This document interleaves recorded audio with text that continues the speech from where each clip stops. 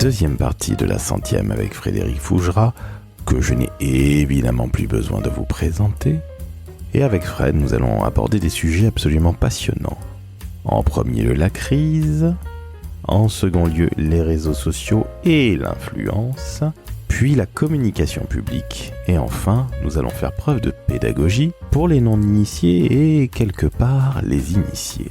Je ne vais pas vous mentir, j'ai adoré enregistrer cet épisode avec Fred, donc j'espère que vous prendrez autant de plaisir que moi à écouter cette seconde partie. Et quant à moi, je suis toujours Laurent François, le fondateur et dirigeant de l'agence Maverick. Très très bonne écoute, en compagnie de Fred Fougera, pour la seconde partie de la 100e. Ah, et s'il vous plaît, abonnez-vous au podcast et notez 5 étoiles sur Apple et Spotify.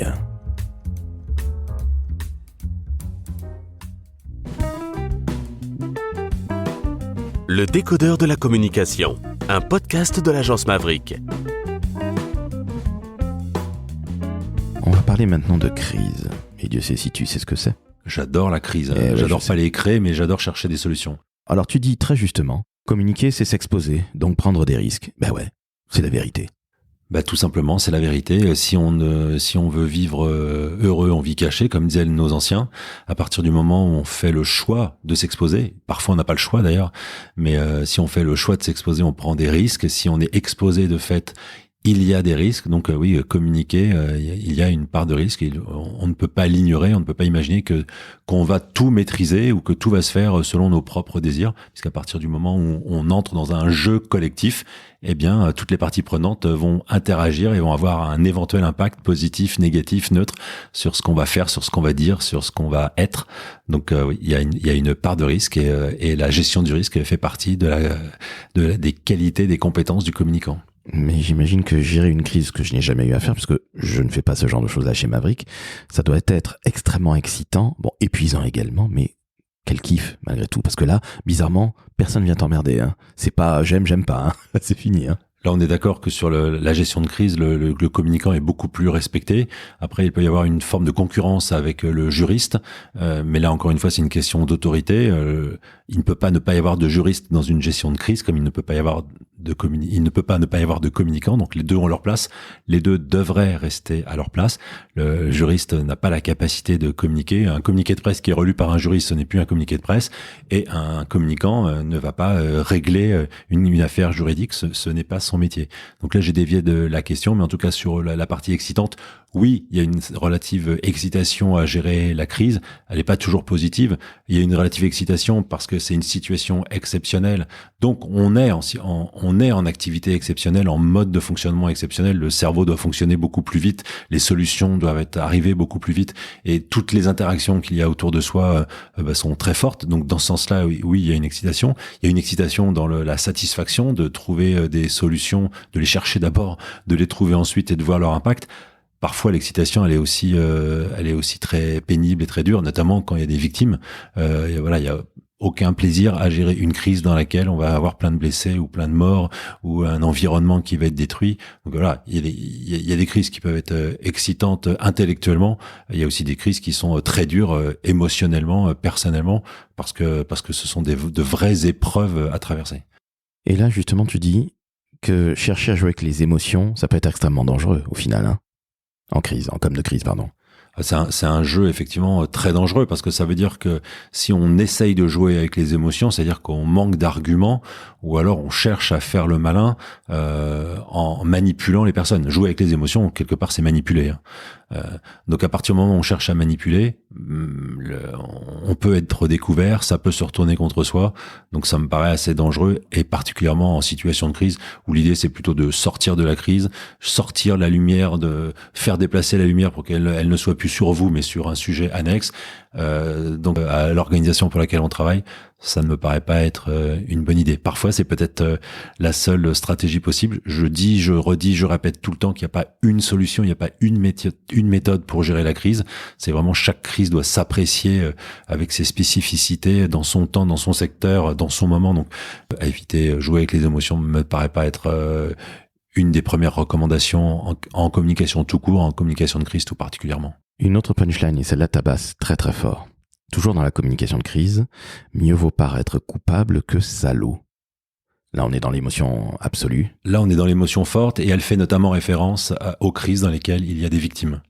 À partir du moment où on se retrouve, on est à la tête d'une organisation qui vit une crise et qui a subi des pertes humaines ou qui a en tout cas des victimes, des accidentés, alors vous ne pouvez pas tout d'un coup venir vous présenter ni devant vos actionnaires, ni devant vos collaborateurs, ni devant la presse, ni devant les institutionnels en expliquant que l'entreprise n'est pas responsable parce que l'entreprise elle a correctement formé ses collaborateurs, parce que le niveau de qualité et de sécurité était optimum. La preuve que non, de toute façon.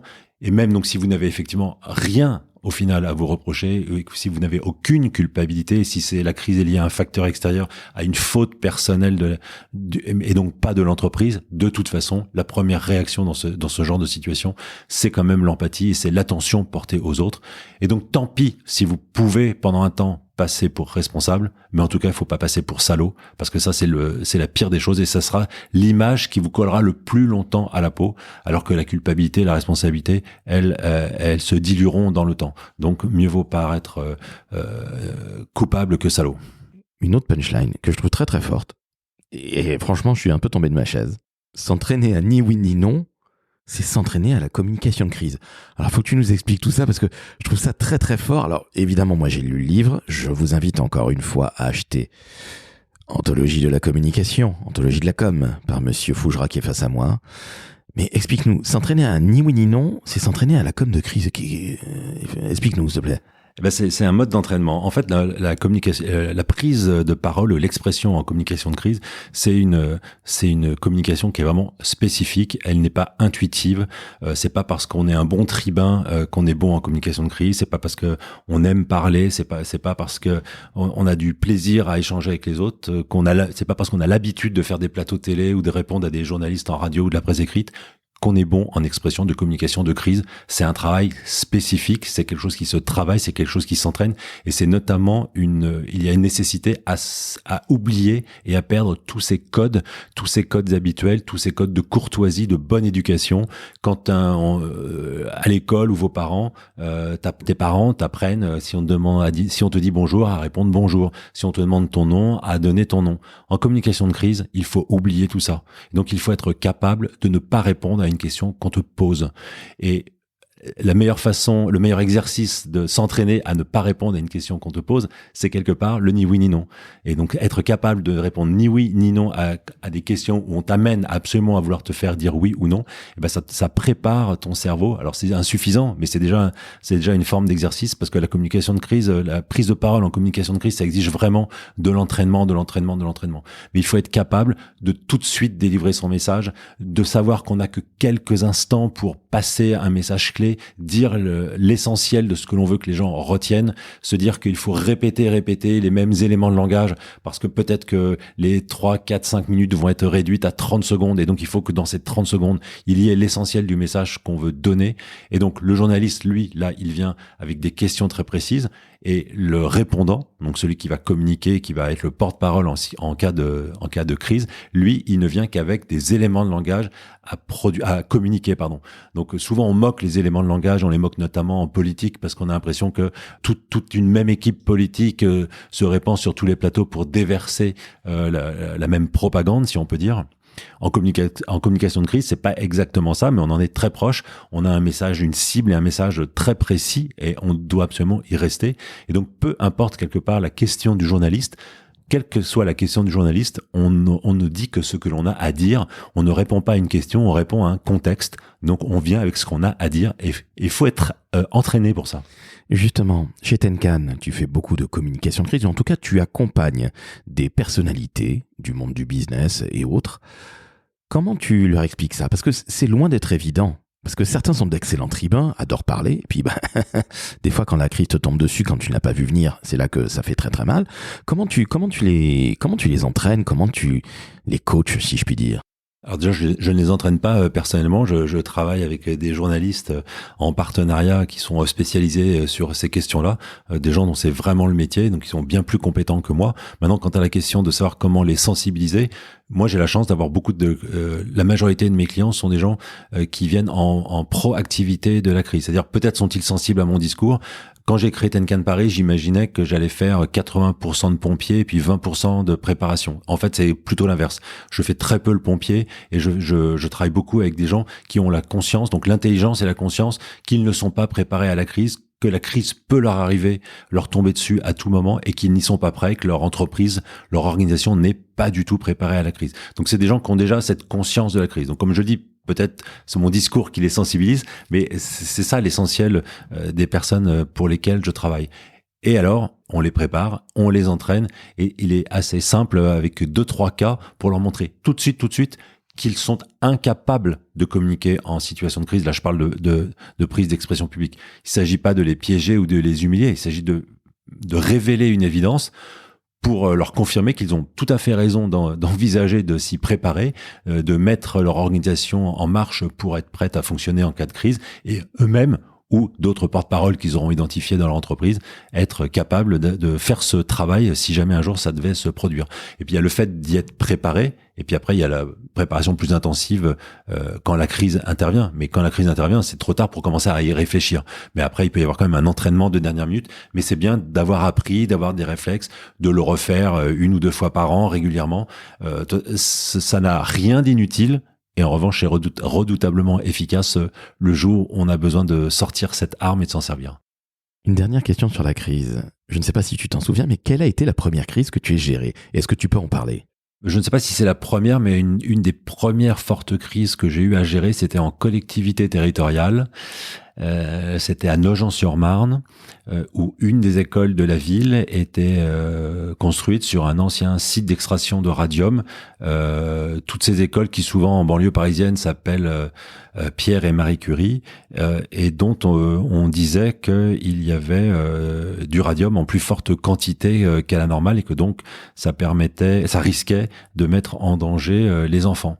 Et c'est des sujets qui reviennent à chaque élection. Et je travaillais j'étais le directeur de cabinet d'une maire qui s'appelait Estelle de Backer à l'époque, et qui était très pragmatique. C'est pas une politique, elle venait du privé. Peut-être que c'est ce qui faisait qu'elle était plus pragmatique que la moyenne, ou peut-être que parce que c'était une femme aussi. Les femmes en politique, elles ont parfois des visions plus simples, non pas simplistes, mais plus simples et plus pragmatiques. Elle a décidé de prendre un certain nombre de mesures et de les partager en toute transparence, de faire analyser la terre des cours d'école, de recouvrir ces cours d'école de bitume avec des cheminées pour permettre l'extraction des gaz. Le radon, ça reste naturel, hein.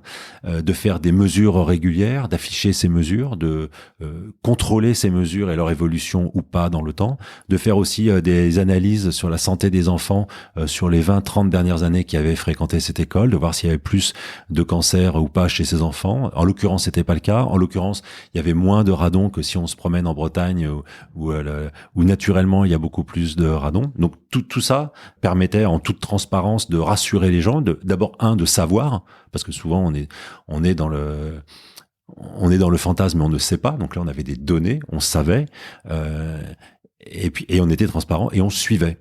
Et puis il y a une ministre de l'enseignement scolaire, je crois que c'était son nom, qui s'appelait Ségolène Royal, et qui peut-être a imaginé qu'elle pourrait faire sa com en dénonçant une mère qui serait une criminelle et qui mettrait en danger les enfants. Et elle est venue sommer la maire de Nogent-sur-Marne de fermer cette école parce qu'elle mettait en danger les enfants. Et là, nous avons eu à gérer une double crise, puisque c'était ta question de départ, une crise de communication, une triple crise même de communication, une crise politique et une crise financière. Parce que si la maire répondait à cette injonction de fermer l'école, ça voulait dire que c'était le contribuable nogentais qui devait assumer le coût financier de la fermeture et de la reconstruction d'une école.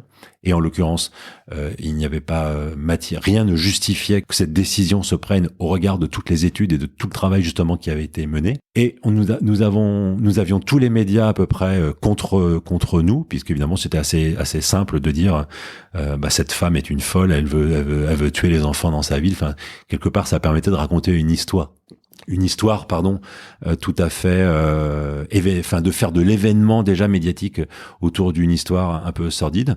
Mais la maire de Nogent de l'époque a tenu bon, et elle a poussé la ministre dans ses retranchements qui ne pouvaient plus faire autrement que de demander aux représentants de l'État, c'est-à-dire au préfet, de fermer l'école, mais dans ce cas, d'assumer financièrement le coût de la fermeture et de la reconstruction d'une école. Et c'est l'intégralité des contribuables français qui ont payé cette école, au lieu que ce soit seulement les contribuables nojentais, ce qui, de mémoire, ça devait tripler leur niveau d'impôts locaux pour pouvoir financer ce coût politique. Et donc ça, c'était une sacrée expérience de crise, parce que ça a duré aussi très longtemps, et avec une ministre très médiatique et une maire qui ne l'était pas, une maire qui venait de la société civile et qui était jeune par rapport à une ministre qui avait déjà beaucoup d'expérience.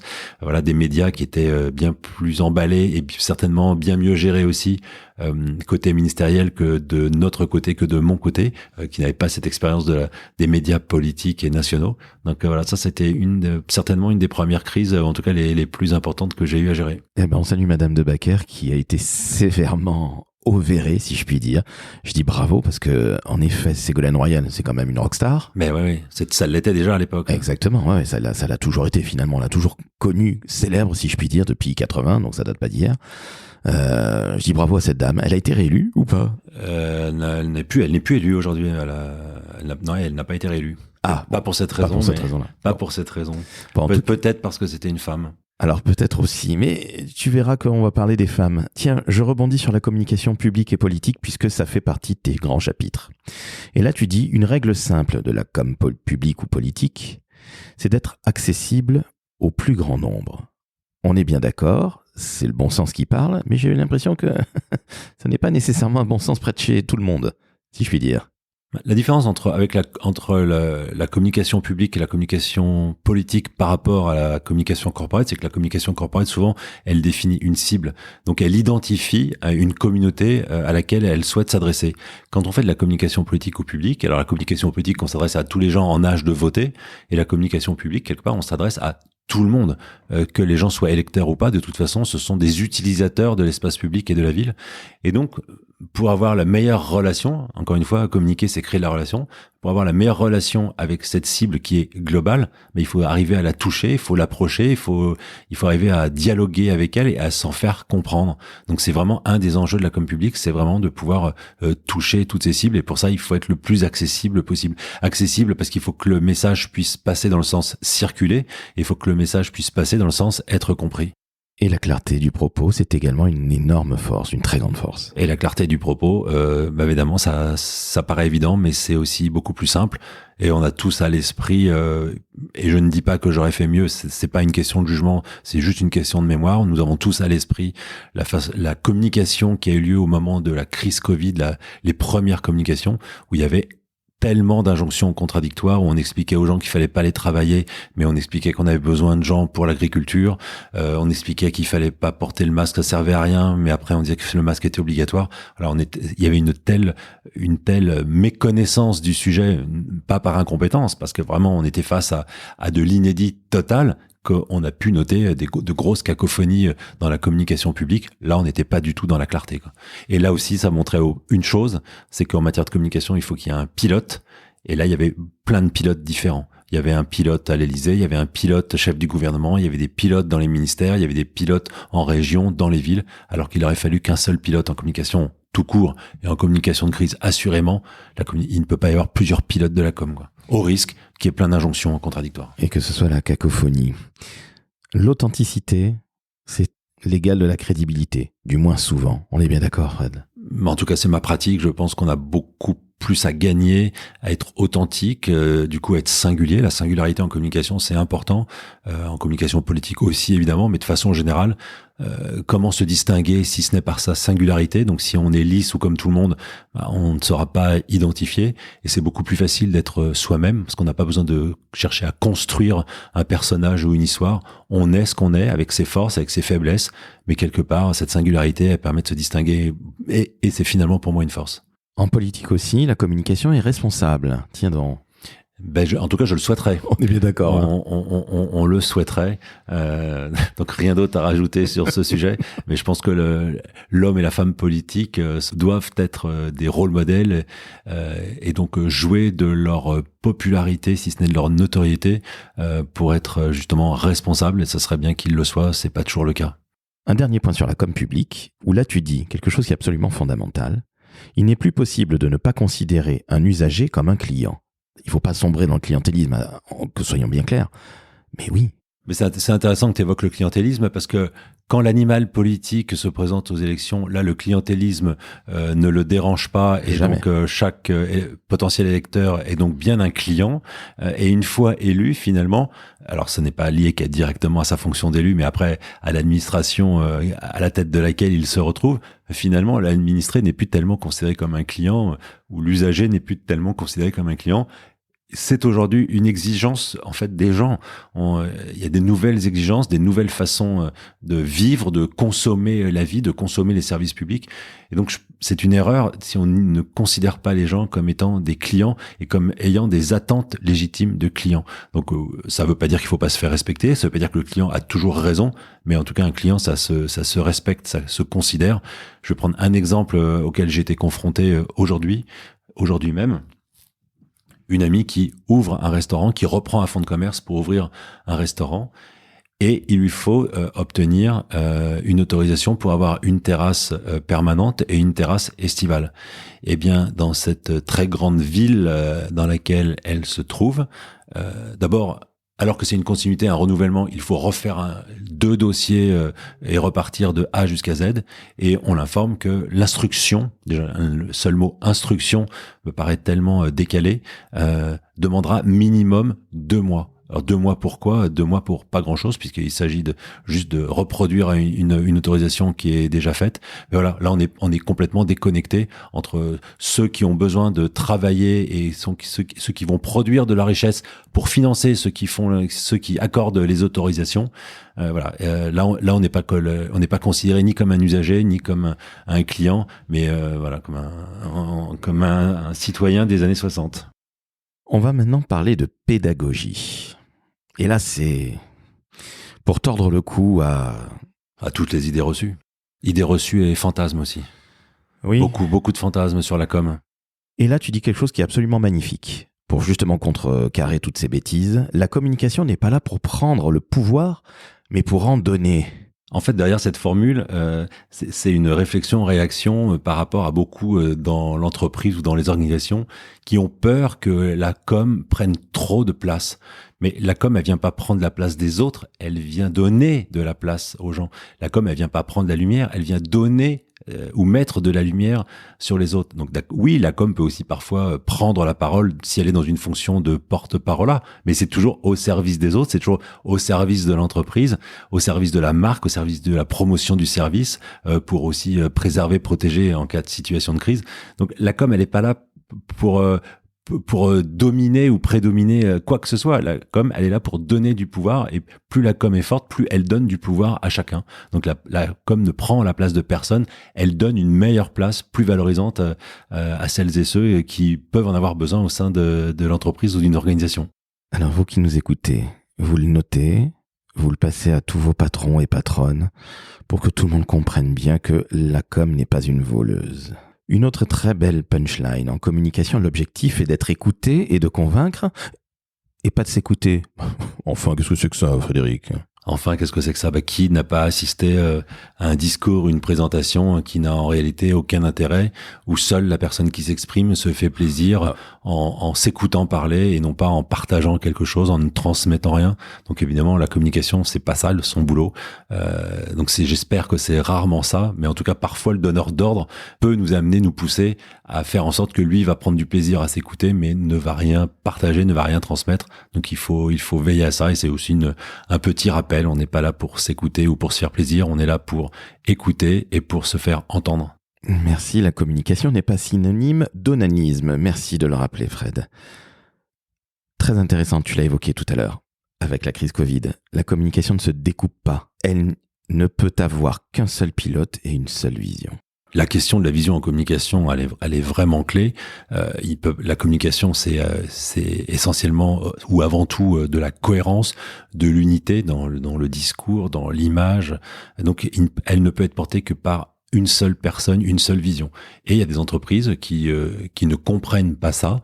Et effectivement, le rapport à la crise Covid, c'est que certaines entreprises, suite au Covid, ont liquidé leur direction de la com en répartissant les services com, la com corporate au juridique, la com financière à la direction financière, la com interne et image employeur au RH, la com commerciale au business ou au développement business. Et donc avec autant de visions différentes et autant de façons différentes de communiquer, éventuellement contradictoires, c'est une aberration totale. J'ai presque envie de dire, ne faites pas de com si c'est pour faire de la com comme ça.